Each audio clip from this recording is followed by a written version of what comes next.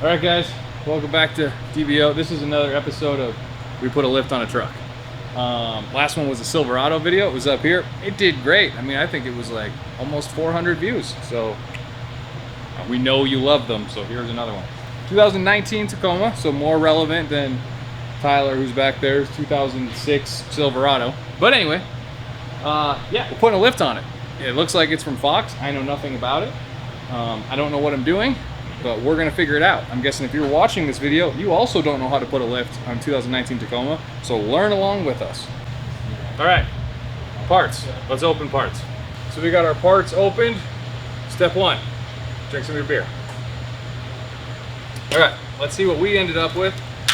So it looks like we got some pretty beefy Old Man Emu leaf springs. Looked up quite a lot more springs in the pack than the stock one is.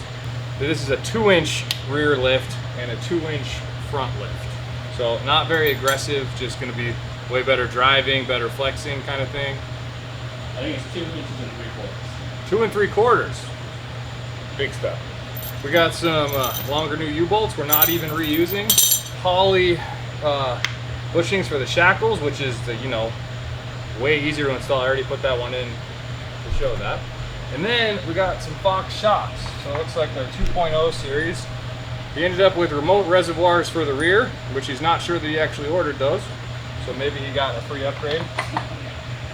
And then their coilover system for the front, which makes life really easy because you don't have to mess with the spring at all. Bump stop thing and bracketing for the remotes, reservoirs. And that's about it. Pretty straightforward. So let's get the truck in the air, get the wheels off of it. So, truck is on the lift. I understand most of you people at home, if you're watching this video, don't have a lift, but just throw a jack under each corner, do one at a time, you'll be fine. Everything's underneath, so you don't need to open the hood at all. You got the 3 studs that hold the top of the strut in, one that goes through the bottom of the shock, and then it looks like the only real thing in the way, we'll see when we get there, we might have to pull the sway bar end link off. So I'm gonna get to removing this one and I'll tell you how we did. All right, we got the hardware that holds the strut in all removed. We got the 314s up there, and then it's a 19 mil bolt and nut on the bottom. But as you can see, it's still kind of in there. So what I'm going to do now is remove the sway bar end link, the upper mount from both sides, and then pivot the sway bar up and out of the way, and then most likely remove this castle nut on the ball joint on the upper control and see if we can get some clearance. Sway bar is disconnected. It's a 17, I believe, and just, you know, hold the other side so it doesn't spin. Then I pulled the castle nuts off, little pin and a castle nut. Those were 19s, came right off. So now I'm gonna beat this down so that it pops out of that, and hopefully then we get enough play to just lift and pull out. So here we go. We're gonna take the tie rod off too. As long as you don't spin your tie rod, you won't screw up your alignment at all. All right, repeat step 1. And once you've moved all this out of the way, there probably is a way that you could leave this on and move stuff on the way. This is the way I chose to do it. It made things pretty easy. It's not. Don't argue with the cameraman. It's out. It's butter. All right, so let's compare it to the Fox shock. It appears to be, I don't know, slightly longer, maybe 1 inch longer in total diameter, but maybe this one's slightly stiffer. Throwing the coilovers on. What we've discussed and figured out by looking at them is you have this lock ring right here, and then all this barrel of the shock is threaded. So if you loosen that set screw right there, you can loosen that and you can crank it up to make this stiffer. I'm thinking with this specific set of shocks, it doesn't actually look like it's a true coilover where you can adjust height this way. You're adjusting height by increasing preload. So by making it taller, you're also making it stiffer. So it might not be what you want. My rule of thumb is I put coilovers in cars usually just exactly how they come out of the box. So we'll see how it works on this one. Also, the factory top hats had 14 millimeter nuts on the top of the studs. The Fox ones are 17s, and they have a nice nylon ring in it, so they shouldn't back out. Kind of common sense. But washer goes on top, so stick it in, then washer, then nut, so that you're not tightening directly on the metal of the strut mount. So let's get her in. And it's the same procedure in and out? Yep. The top hat itself doesn't seem to spin very easily, so it appears that there is a way to get that the bottom mount centered on there. So just find that location.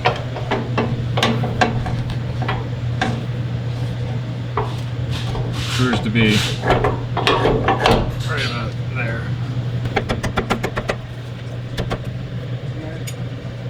Our washers on. Same as that was. Got all the stuff back up. Get our nuts on. Yeah, so we actually looked at the directions a little bit after we had pulled it all out, and Fox's recommendation was to actually pull these bolts out where the sway bar attaches to the frame rail. So you would go there and then disconnect this like I did from there. Instead of pulling the tie rod and that out, I work on cars every day. I'm fairly comfortable with taking ball joints apart and without mushrooming the heads, but if you're going to cause the least amount of damage and you're a little worried, it would probably be better to pull those out, slide that forward, than to mess with either of these. So it's up to you guys. This is how I did it. Another step one, but the front is done. After putting this back together, it took us 2 people to pull down on this and lift up on this to get this nut back on this upper ball joint. So I probably recommend following what they said and take those 2 bolts off right there on each side, and then this sway bar end link, and move the whole thing forward to get it out of your way. But we did it. They're done. They're bolted on. Onto the rear. All right, so first thing we're gonna do is just get the shock out of the way. 14mm nut on the top, and then I'm guessing that this is a 17 down here, which I didn't bring over. But yeah, 17 bolt nut at the bottom of the shock. So just right there and right there. Get it out your way. Yeah. All right, so I ended up just starting on the other side and then finishing it, and we kind of forgot to record when we were starting. So I finished the whole other side. Now let's do this side. So I removed the shock already, which I showed you on the other side. So we're same point. How we're doing this is we have a lift. So this makes life a little easier. What your best bet would be if you don't have a lift is find a way to elevate the truck enough that you can drop this down. Lift up, take the wheels off, then lower the rear, and then put some jack stands or something under it as low as they'll go, and then put a jack on the frame rail. Probably gonna be your best bet. So either way, it makes it super easy when this can sit here almost in a neutral position. It's a 19 for all of the leaf spring bolts. You're gonna want a wrench.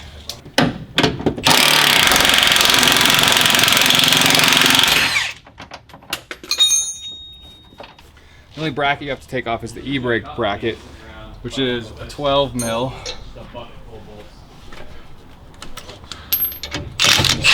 Separate that from the leaf spring. Pull it out. Move on to the back. Now, here's something that Toyota did kind of interesting. But the both the bolts on this end, you can get under there. Yep, I can.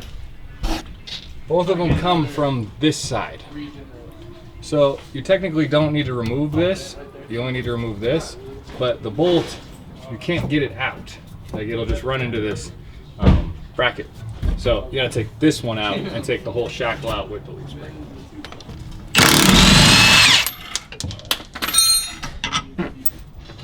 Nice. Thank you.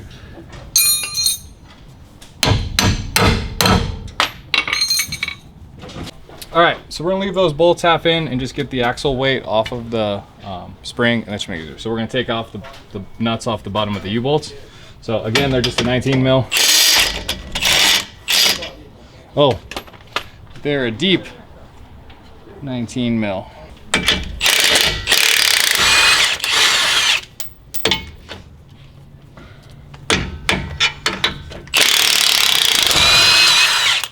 You should not reuse your U-bolts. I have done it before, but it's not the best idea. They're a long enough bolt that when you install them,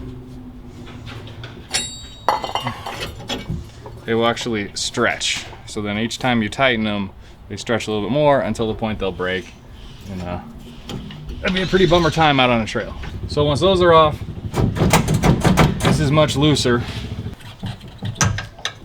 All right, got her.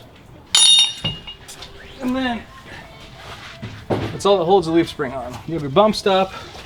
It's held on by the U-bolts, so just lift it off. And then, just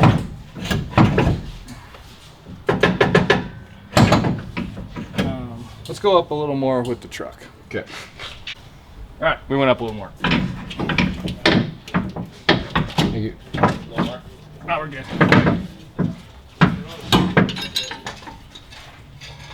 And then your leaf pack is out.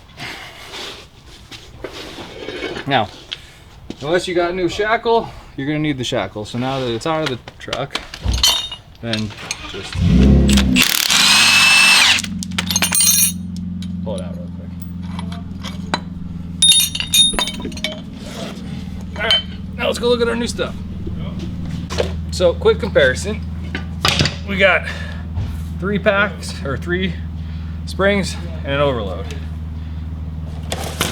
The Old Man Emu one, we got 2 overloads and 5 packs. So, guessing, because it's only a 2-inch lift, that these are all much softer than this, but it gives you more of them.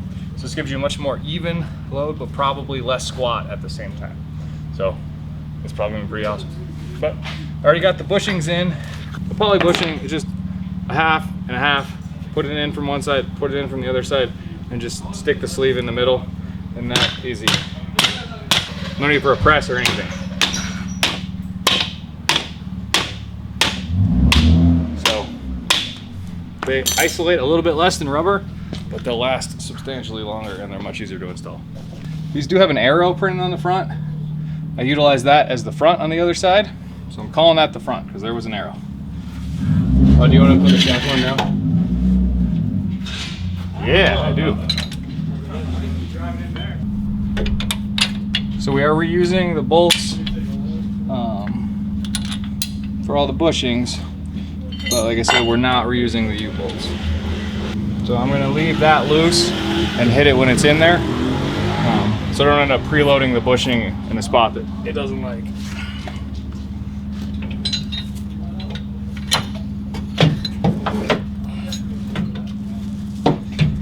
It's just a bit of finagle action getting it in. Yeah, actually Dan, can we go up a little higher? Yeah. There's this bolt right here. This is the bolt. It's kind of like an all thread. It holds all the packs together. There's a hole in the mount on the axle for that to slot right into. So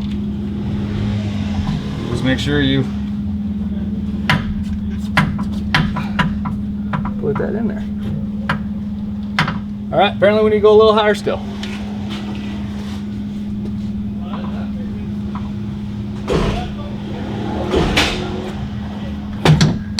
I think that'll work. All right, so we got our mallet on this side. Oh yeah. We're just gonna Push the button on the left. There you go. Okay, so you got it centered. Yeah, so what we ended up doing is, it seemed like the distance from here to here was wrong somehow, but we just added some preload, so we lifted the axle, and that shortened this distance, so it pushed it there. It ended up making our shackle a little too high. Maybe if you go underneath. Yep. A little too high. So we're gonna put the U-bolts on right now, which I neglected to grab, and then reuse the old bump stop. Reuse the old bracket. Use only new hardware. So So I've done a few of these in my life, and what I like to do is get one nut started on one side, and then one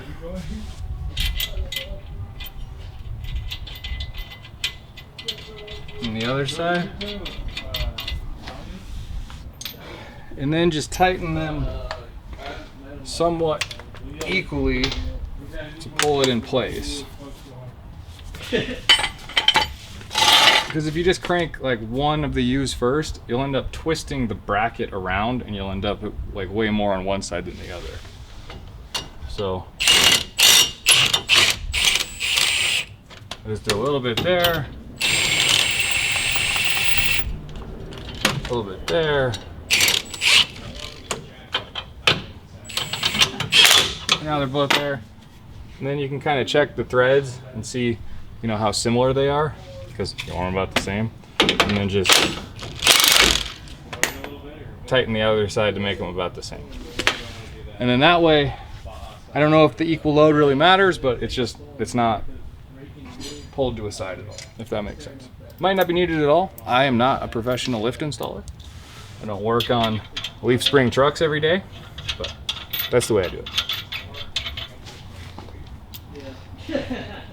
If you guys are watching this video and you don't subscribe to us, what we usually do is drink beer and work on BMWs.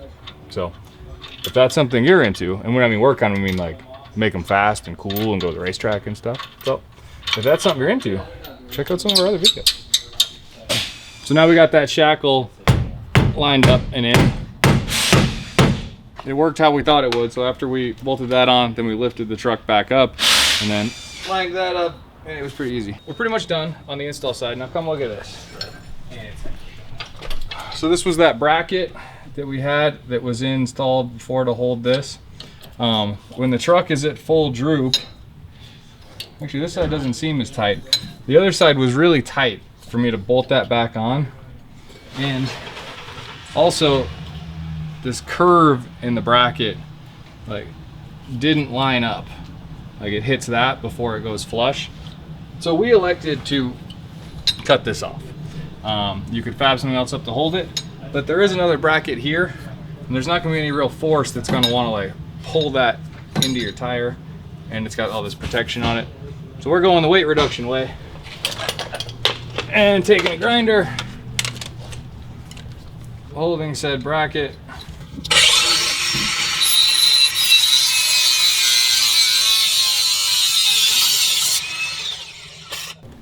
and then just bending it open a little bit, and it's off. All right, now we're on to the install of the shock, which let me tell you, Fox made it easy. That was some sarcasm, but come check this out. So this is how the Fox shock comes right out of the back. These fit like a ton of cars. It's 2003 and on 4Runner, like pretty much every FJ Cruiser, and then I'm pretty sure like 03 to new Tacomas. The thing is, I don't know what this bushing is supposed to fit because it doesn't fit a Tacoma the way it is. This bushing that comes in this lovely plastic bag is the one you need with that sleeve pushed into it, okay? So you must remove this beautiful new bushing in your brand new shock, and without killing yourself in the process. So I already did the other one, and the 90-degree pick, even though it was extremely slow going, seemed to be the best way.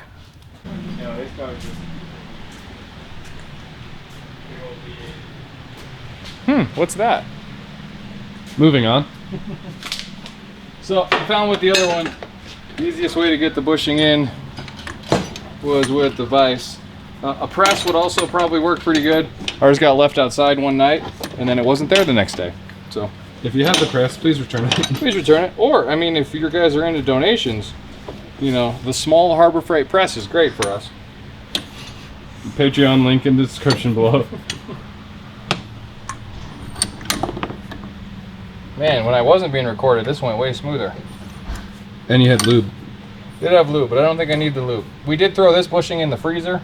I don't know if it was in there long enough to make a difference, but it goes in pretty well with Vice force.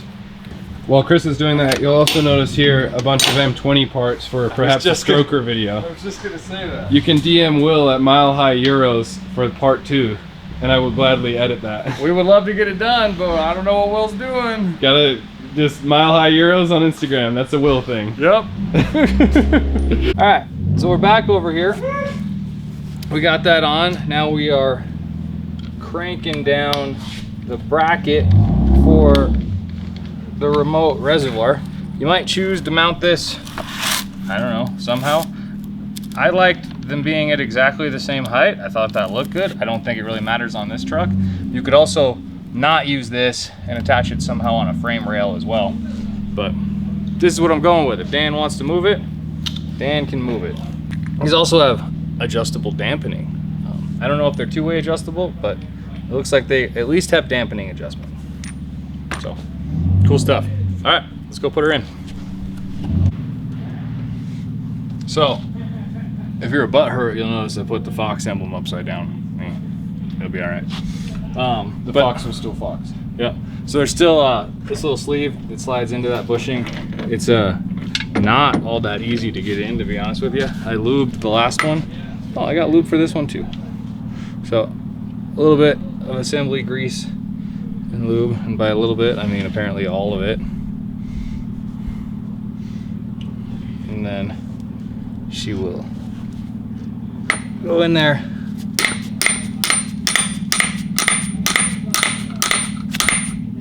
Slightly easier. All right. Now, this also proved to be pretty difficult, even after changing the bushing on the other side, to get this to line up in there. So what I ended up doing was installing the top. I apologize for the farty exhaust noises out sound. One of our Stance Boy friends, Diego, got new wheels today and is test fitting. And now we're gonna play the game of up and down with the lift to make this work. That'll work. All right, so we're holding as square as we can, and we're just gonna kinda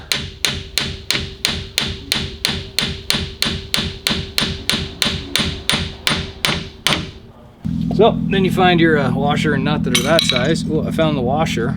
The nut should be... I found the nut, there's the washer. The nut. And then this is a 17 mil, if I didn't say that earlier. So, top of this. It's also a 17, not a 14 like the, or no, it's a 19. That's what it is. It's a 19, not like the 14 that it was on the stock one. But one thing that's nice about this is a hard mount to this. The part that spins is down here. So you don't have to worry about messing with, a spinning stud on the nut. Yep, it works substantially better. So, thanks for watching. Please subscribe. We don't do a whole lot of how-to videos. Not a whole lot of four-wheel drive how-to videos, but we're doing more of it. We got some cool stuff coming down the pipes. We're definitely doing a lot more wheeling this summer than we usually do, and camping and overland type stuff. So, but like I said before, if you're into race car stuff and drunk dudes hanging out with BMWs, we're your guys. So, have a good one. Thanks for watching, and I hope you were able to complete your lift. Or if you were just watching because you like us, thanks. We like you too. So, have a good night, guys. Later, guys. I think that's pretty solid. Definitely higher in the back. Yep. I think it looks pretty good. I think it looks good too. I don't mind that. Yeah, That's not bad. it's not bad. The back will squat more after a week once those leaves. Yeah, the leaves don't usually wear all that much. But Really? Yeah, they'll wear a little Well, bit. and he'll put 900 pounds worth of bullshit in there. It's perfect now. Like when he goes out, it'll like be level. I mean, that's still a boatload in the front.